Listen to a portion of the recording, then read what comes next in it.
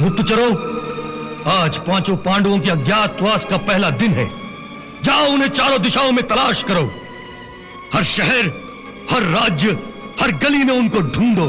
पांडव पांडव पांडव, कहां छुप गए ये सपोले? हाँ,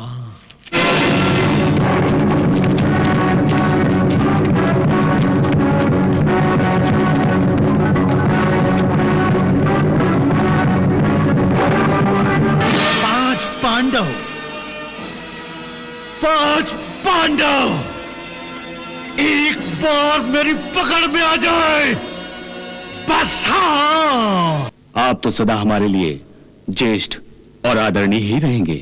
मैं तो केवल विनती करना चाहता हूं कि यदि आप मेरी बेटी उत्तरा को चक्रवर्ती परिवार में स्वीकार कर लें तो।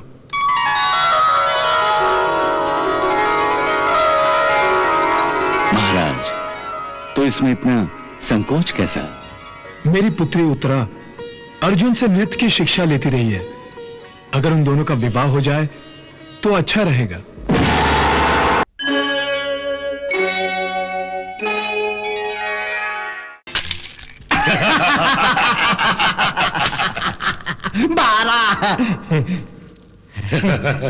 बारह 12 क्या बात है मामा श्री, ये 12 पे आपकी बोलती क्यों बंद हो गई है? क्या सोचने लगे हैं आप? मैं बताता हूं मित्रकर्ण। मामा श्री अवश्य ही पांडवों के अज्ञातवास को लेकर चिंतित होंगे। अज्ञातवास? हाँ मित्र, आज पांडवों का 12 वर्षों का वनवास समाप्त हो रहा है, इसलिए अब उन्हें 1 वर्ष का अज्ञातवास काटना ही होगा। क्यों मामा श्री? वाह वाह भांजे वाह, मुझे ये जानकर बड़ी प्रसन्नता हुई कि तुम वर्तमान के आनंद और भोग विलास में डूबकर भी भविष्य की घटनाओं पर नजर रखे हुए हो। वाह वाह भांजे वाह। इतना ही नहीं मामा श्री, मैंने पांडवों के भाग्य को फिर से दुर्भाग्य में बदलने के लिए पूरी व्यवस्था कर रखी है। हाँ,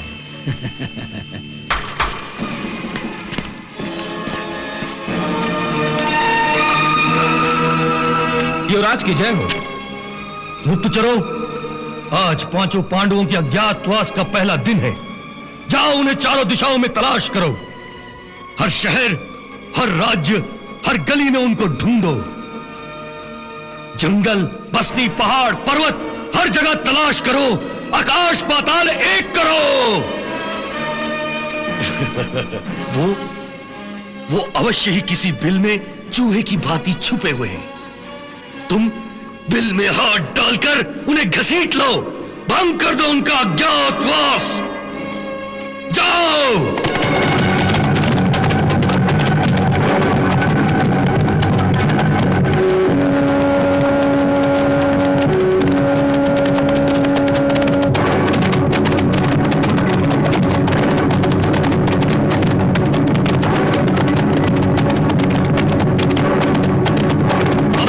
को पता नहीं चला, गुप्तचरों की संख्या बढ़ा दो। जाओ।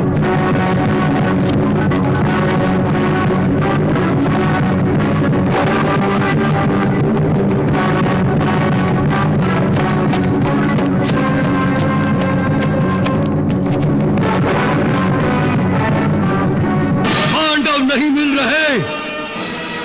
मामा श्री, अब क्या होगा? क्या होगा? पांडव पांडव पांडव, कहां छुप गए ये सपोले? हाँ,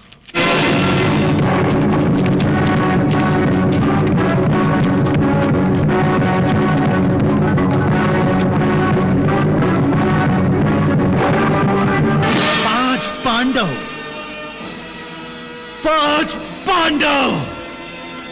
एक बार मेरी पकड़ में आ जाए बस। हाँ, अज्ञातवास कुछ ही दिनों में समाप्त हो जाएगा। क्या करूं? क्या करूं? मित्र, मुझे तो यूं लग रहा है कि पांडवों को उनका राज्य वापस सौंपना ही पड़ेगा। देखो,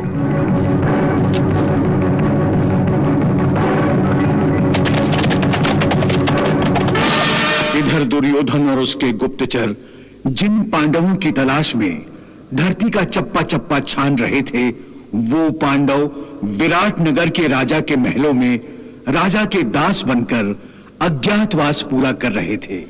सम्राट युधिष्ठिर कंक भट्ट के नाम से राजा के मुसाहिब बनकर चौसर खेलकर उनका मनोरंजन करते थे। तो गदाधारी भीमसेन राजमहल की रसोई में बल्लभ नाम का रसोइया बनकर भोजन तैयार करता था। उर्वशी के श्राप के अनुसार अर्जुन 1 साल के लिए नपुंसक हो गया था और बृहन्नला नाम का नर्तक बनकर राजकुमारी उत्तरा को नृत्य की शिक्षा दे रहा था।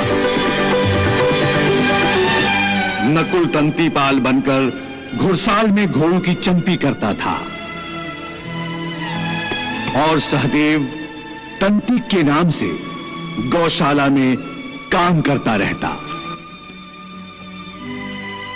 और सम्राज्ञी द्रौपदी सैरंध्री बनकर महारानी के केशों का श्रृंगार करती रहती। क्या पांडव नहीं मिले? तो फिर कहां गए वो? उन्हें धरती खा गई या आसमान निगल गया? वो ऐसी जगह जाकर छुपे होंगे जहां तुम लोग नहीं पहुंच सके। अरे जाओ, जाकर उन्हें खोजो, धरती का कोना कोना छान मारो।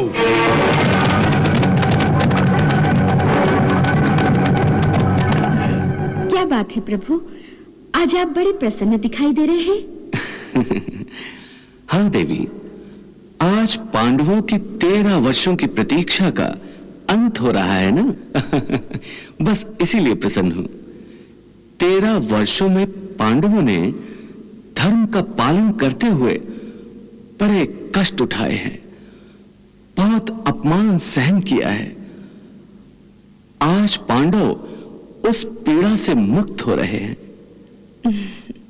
देवी, अज्ञातवास के बाद आज पांडव जब विराट के दरबार में प्रकट होंगे, तब राजा विराट की क्या दशा होगी, इस विचार से ही मुझे आनंद आ रहा है। वो देखो, महाराज विराट अपनी रानी सुदेशना और राजकुमारी उत्तरा के साथ युवराज की प्रशंसा कर रहे हैं, यह समझकर कि उसी ने युद्ध में कौरवों को मार भगाया है। वाह युवराज उत्तर, वाह! कौरवों को पशुओं की भांति रणभूमि से खदेड़ दिया है। वाह युवराज, वाह! पिताश्री, ये सत्य नहीं है। ये सत्य नहीं है?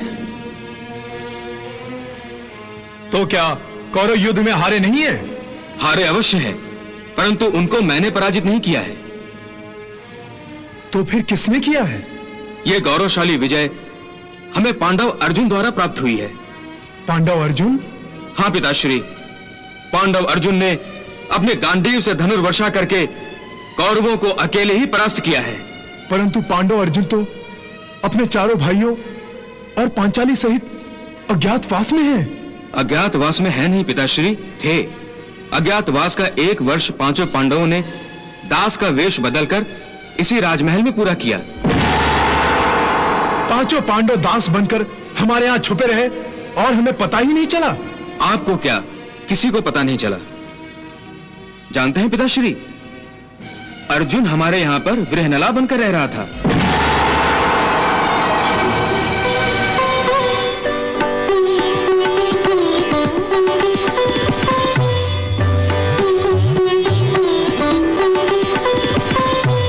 और पिताश्री, वो सर्वश्रेष्ठ गदाधारी भीम ही है जो हमारा रसोइया बल्लभ है।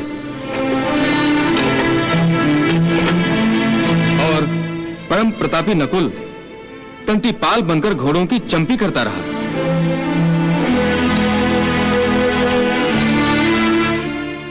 और वीर सहदेव ग्रंथिक बनकर हमारी सेवा करता रहा। और वो पांचाली द्रौपदी कहाँ है?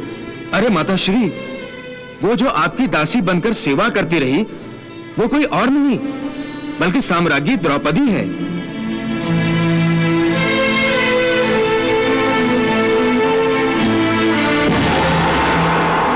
परंतु चक्रवर्ती सम्राट युधिष्ठिर के बारे में तो बताओ। पता नहीं अनजाने में मैंने उन्हें क्या क्या कह दिया है। पिताश्री, आपने तो उनके साथ बहुत बुरा बर्ताव किया है। कौन है वो? वही जिनके साथ आप चौसर खेला करते हैं।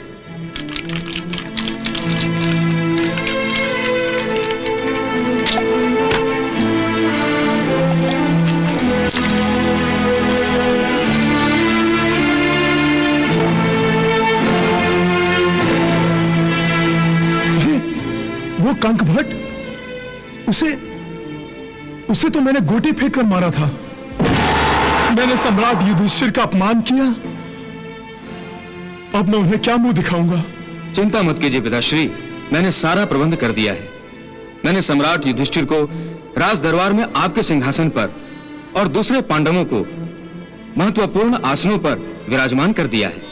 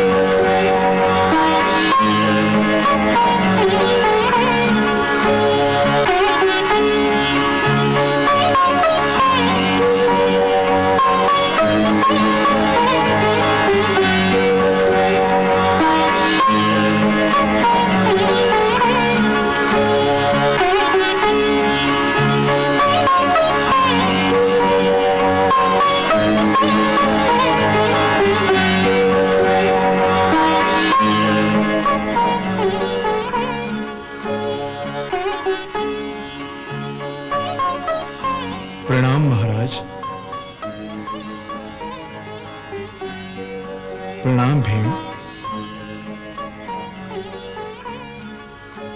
प्रणाम अर्जुन।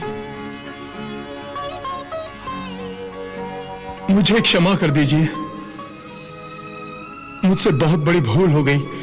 आप चक्रवर्ती सम्राट युधिष्ठिर अपने चारों अनुजों के साथ मेरे ही राजमहल में दास बनकर रहे। मैं आपकी सेवा करने के बदले आपसे सेवा करवाता रहा। यह सब मुझसे अनजाने में हुआ है।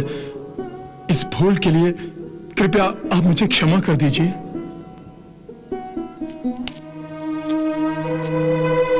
नहीं नहीं महाराज, नहीं, ये आप क्या कर रहे हैं? अनजाने में हुई भूल के लिए क्षमा मांग रहे हैं? बल्कि आपको हमें ना पहचानना ही हमारे लिए ही अच्छा था। यदि पहचान जाते तो हमारे लिए छुपना बहुत कठिन हो जाता और हम अज्ञातवास में ढल लिए जाते।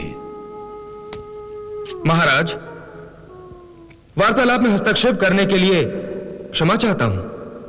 क्या बात है प्रतिहारी? द्वारकाधीश श्री कृष्ण आपसे मिलने के लिए पधारे हैं।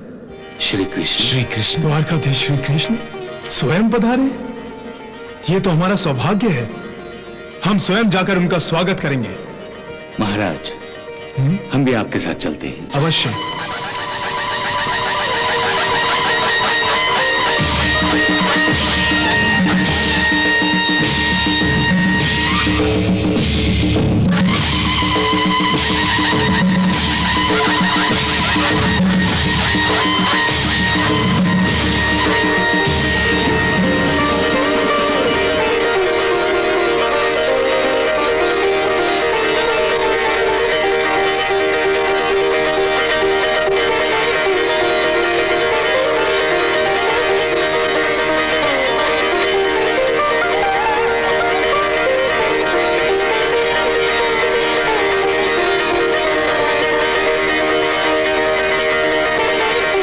धन्य भाग्य हमारे जो द्वारकाधीश हमारे महल में पधारे।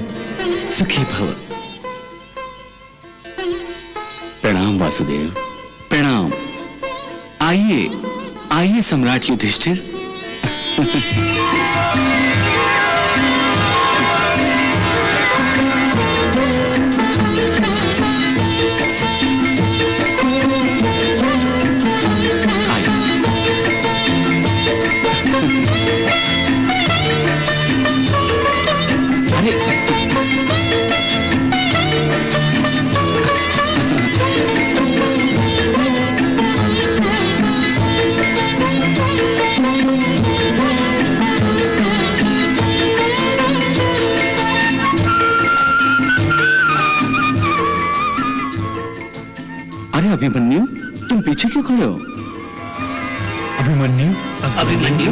अभिमन्यु,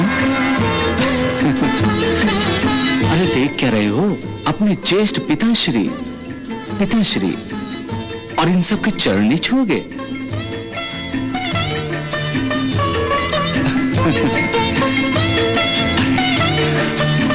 आयुष्मान बाबा, आयुष्मान बाबा।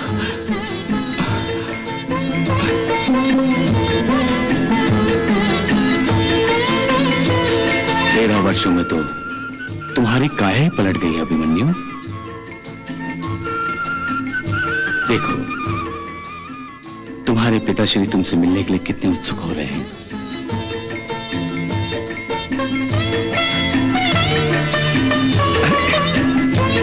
सुखी भवा पुत्र, सुखी भवा।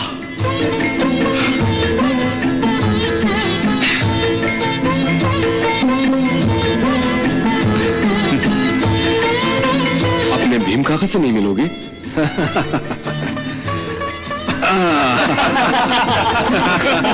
तुम तो फूल की तरह हल्के थे और अब मेरे गधा की भांति भारी हो गए हो।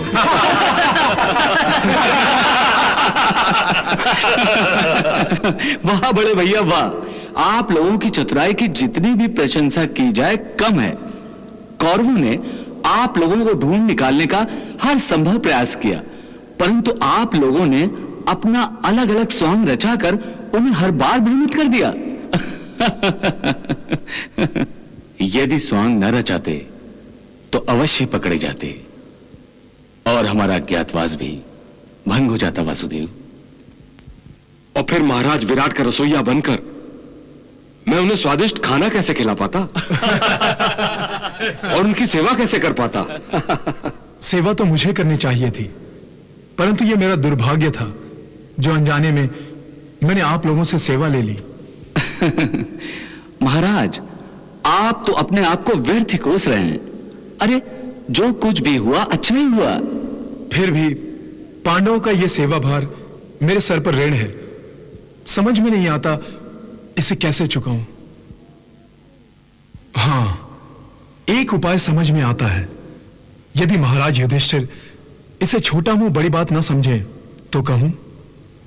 महाराज, इसमें संकोच की क्या बात है? और छोटे बड़े का प्रश्न ही कहां उठता है। आप तो सदा हमारे लिए ज्येष्ठ और आदरणीय ही रहेंगे। मैं तो केवल विनती करना चाहता हूं कि यदि आप मेरी बेटी उत्तरा को चक्रवर्ती परिवार में स्वीकार कर लें तो।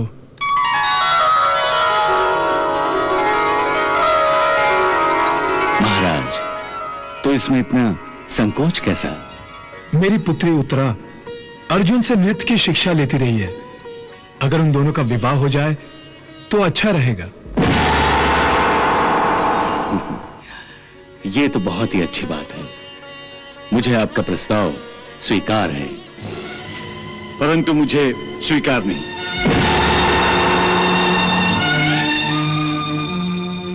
क्यों अर्जुन? यदि दो परिवार आपस में मिल जाएं, तो इसमें आपत्ति क्या है अनुज? तुम्हारी उत्तरा मेरी शिष्या है। मैंने उसे नृत्य सिखाया है, इसलिए मैं उसका गुरु हूं। और धर्म के अनुसार गुरु अपनी शिष्या के लिए पिता समान होता है। तो फिर पिता और पुत्री में विवाह कैसे संभव है?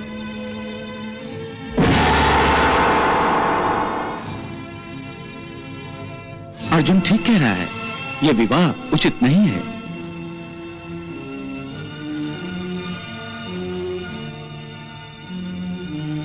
परंतु इसमें निराश होने की कोई आवश्यकता नहीं है। यदि महाराज विराट और युधिष्ठिर भैया को स्वीकार हो तो दोनों परिवारों को अटूट संबंधों से जोड़ने का एक उपाय है। राजकुमारी उत्तरा का अर्जुन पुत्र अभिमन्यु से विवाह हो सकता है।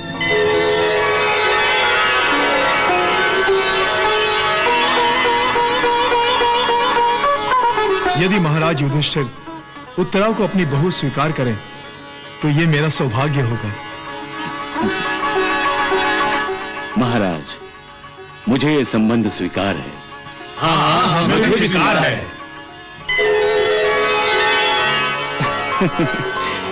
तब तो महाराज शीघ्र ही आपको विवाह की तैयारियां आरंभ कर देनी चाहिए। इस शुभ काम में देरी नहीं होनी चाहिए। अवश्य वासुदेव, अवश्य। तैयारियां तो हमें भी करनी है। कृष्ण, मैं चाहता हूं कि अभिमन्यु और राजकुमारी उत्तरा का विवाह पितामह और ज्येष्ठ पिताश्री धृतराष्ट्र के आशीर्वाद की छत्रछाया में ही संपन्न हो। यह तो बड़ा ही शुभ विचार है। कौरवों के हाथों इतना कष्ट सहने के उपरांत भी धर्मराज अपना धर्म नहीं भूल रहे हैं और इस विवाह के शुभ अवसर पर अपने ज्येष्ठों को याद कर रहे हैं। परंतु हमें यह भी देखना होगा कि कौरवों के मन में पांडवों के प्रति अभी भी द्वेष की भावना है या नहीं। अभिमन्यु का विवाह और मुझे निमंत्रण? मामाश्री, लगता है पांडव पागल हो गए हैं। भांजे, पांडव तो पागल ही है। अरे अपने शत्रु को भाला को निमंत्रण भेजा जाता है। भेजते हैं मामाश्री, भेजते हैं, परंतु वो निमंत्रण युद्ध भूमि में आने के लिए होता है, लंगट मंडप में आने के लिए नहीं। पुत्र दुर्योधन, तुम उचित नहीं बोल रहे हो। मैं देख रही हूं कि पांडवों को वनवास भेजने के बाद भी तुम्हारे मन में उनके लिए द्वेष और कला है। वो हमारे संबंधी हैं, हम ये कैसे भूल सकते हैं? तुम्हें याद रखना चाहिए कि वो तुम्हारे भाई हैं। नहीं गांधारी, नहीं। पांडव कौरवों के रिश्तेदार थे, परंतु अब नहीं है। अब तो कौरवों पांडवों के बीच केवल एक ही रिश्ता बचा है और वो अटूट रिश्ता है शत्रुता का रिश्ता। मामाश्री ठीक कह रहे हैं माताश्री। अरे हम तो ठहरे राजा, तो फिर उन भीख मंगों से हमारा संबंध कैसे हो सकता है? नहीं पुत्र, ऐसा कहना उचित नहीं होगा। ठीक है, 13 वर्ष पहले जुए में सब कुछ हार कर वो निर्धन बन गए थे, परंतु अज्ञातवास के बाद अब हमें उन्हें उनका राजपाट लौटाना होगा। नहीं माताश्री, नहीं। हमारी इच्छा के विरुद्ध जब अखंड हस्तिनापुर का बंटवारा हुआ था, तो हमारे हृदय के टुकड़े टुकड़े हुए थे। हमने उस बंटवारे के इतिहास को बदलकर एक ही देश के टुकड़ों को जोड़कर नया इतिहास रचा है, नया इतिहास। और आप उसे फिर से खंडित करना चाहती हैं? नहीं माताश्री, हस्तिनापुर के फिर से टुकड़े करके मैं पांडवों को इंद्रप्रस्थ नहीं लौटाऊंगा, नहीं लौटाऊंगा। पुत्र दुर्योधन, तुम्हारे इस हठ से मुझे भय लग रहा है। इस तरह तो तुम विनाश को निमंत्रण दे रहे हो, युद्ध का मार्ग अपनाने जा रहे हो। हम युद्ध से डरते हैं क्या? यदि पांडवों ने हमसे उलझने की कोशिश की तो युद्ध अवश्य होगा, अवश्य होगा। यदि दुर्योधन की तलवार युद्ध के लिए उत्सुक है, तो मेरी तलवार भी उससे युद्ध करने के लिए तड़प रही है। कौरवों ने भरी सभा में मेरी पुत्री द्रौपदी के साथ जो अपमान किया है, उसका प्रतिशोध लेने के लिए पांचाल राज्य की हर तलवार 13 वर्षों से सोई नहीं है।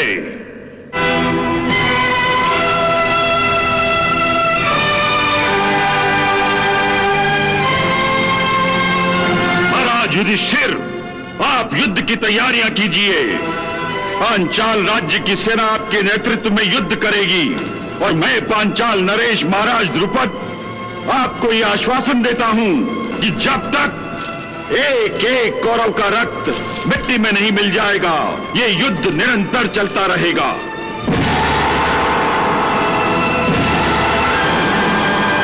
द्रौपदी मेरी बहन है और मेरी बहन की लाज पर हाथ डालकर कौरवों ने मुझे ललकारा है। अपनी बहन की राखी की सौगंध है, जब तक मैं धृष्टद्युम्न कौरवों के निर्लज्ज हाथों को काट नहीं फेंकूंगा, तब तक द्रौपदी के अपमान का बदला पूरा नहीं होगा।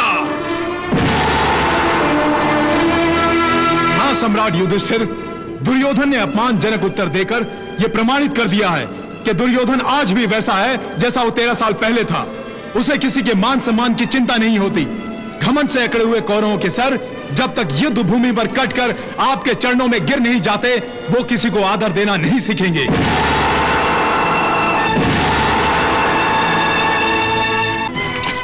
मैं भी अपनी दोनों प्रतिज्ञाएं पूरी करने के लिए युद्ध की प्रतीक्षा कर रहा हूं। भ्राताश्री, आप युद्ध की आज्ञा दीजिए। नहीं भीम, नहीं। नहीं, ये समय अपने क्रोध को व्यर्थ गंवाने का नहीं है।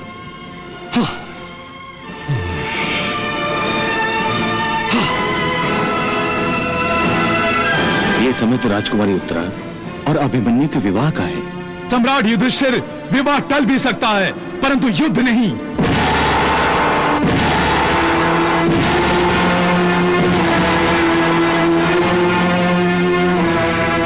विवाह को टालने की आवश्यकता नहीं है। यदि हमें टालना ही है तो युद्ध को टालने का प्रयास करना चाहिए, क्योंकि जब तक युद्ध अनिवार्य न हो उससे बचना ही उचित है। यदि आप सब चाहें तो युद्ध से बचने के लिए मेरे पास एक उपाय है।